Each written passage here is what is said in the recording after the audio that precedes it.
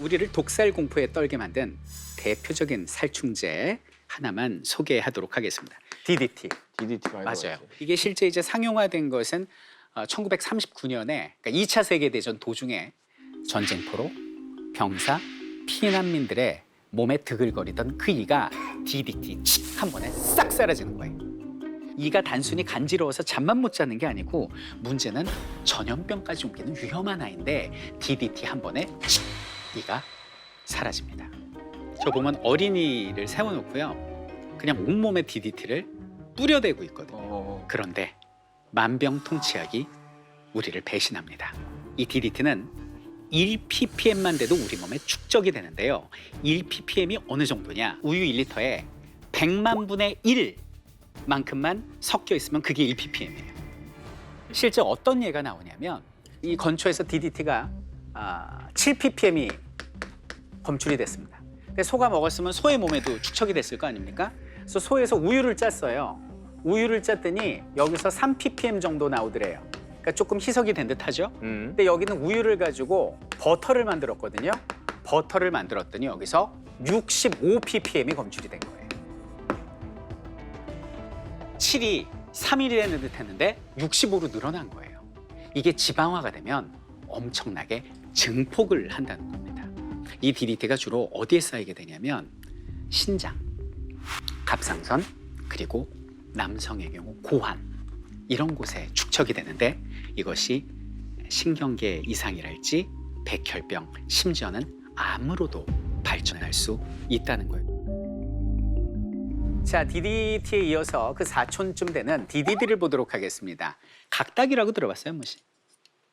모기 같은 애들 아니에요? 맞아요, 모기예요. 근데 얘들은 피를 안 빨아. 무해. 네. 근데 불쾌하죠.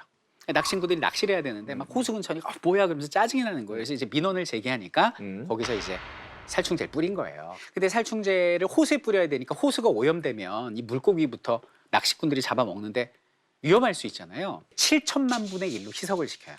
그래갖고 뿌렸습니다. 각닭이 박멸. 5천만 분의 1로 다시 희석시켜서 2차로 뿌렸어요. 각닭이 사라짐. 근데 그래도 좀 남았을 거 아니에요? 그래서 3차로 뿌렸습니다. 그때부터 사건이 터지게 됩니다. 농병아리라고 나오는데요. 얘들이 죽어가기 시작하는 거예요. 호수에 있는 DDT를 검출해봤더니 0.02밖에는 검출이 안 되는 거예요. 그래서 호수에 사는 플랑크톤을 가져다가 농도를 측정해봤더니 여기서 5ppm이 나온 거예요. 늘어났습니다.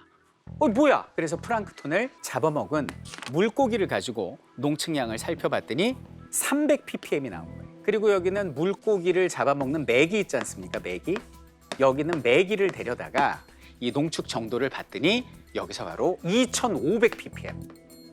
그리고 여기는 메기를 잡아먹을 수 있는 논병아리를 봤더니 여기서 16,000ppm이 나온 거예요. 즉 여기는 논병아리를 우리 인간이 먹었을 때 인간의 몸까지 오는 DDT를 계산했을 때 이게 얼마나 끔찍하냐. 요게 여기는 DDT의 내용으로 책에서는 나오고 있습니다. 자, 그다음에 소개하는 살충제는 더 센 놈입니다. 바로 엔드린입니다. 이사를 갔는데 새로 이사한 집에 바퀴벌레가 나왔어요. 근데 그 집에 아기가 있어, 강아지랑. 그래갖고 대필시킵니다. 근데 살충제 뿌렸어. 그리고 이제 다 바닥을 닦았대요. 아기 있는 집이니까. 그리고 한나절 지나고 오후에 이제 강아지하고 아기가 피난 갔다 온 거예요. 왔는데 갑자기 강아지가 토하기 시작합니다. 몸을 떨더니 축 늘어져서 죽은 거예요. 그날 밤 10시에 아이가 토하기 시작해요.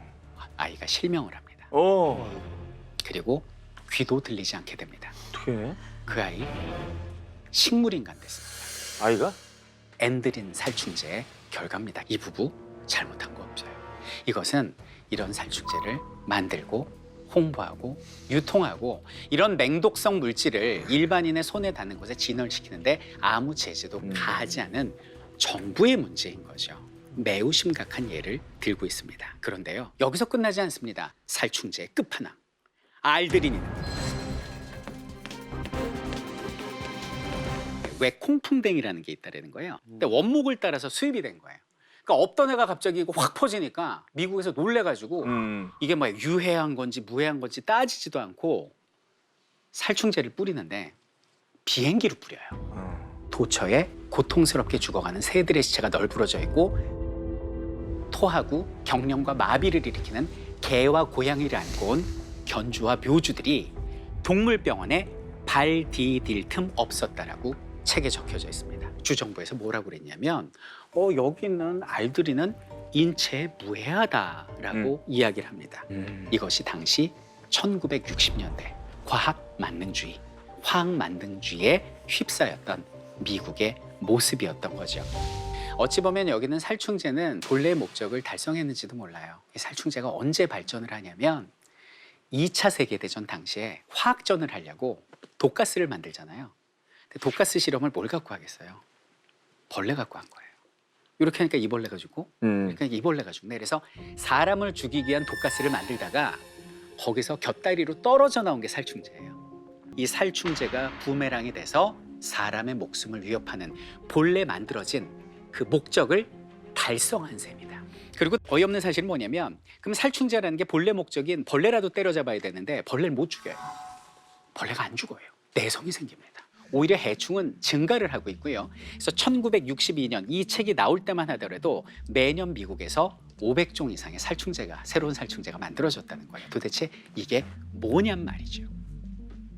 근데 저자는 마지막에 한 줄기 희망을 이야기합니다.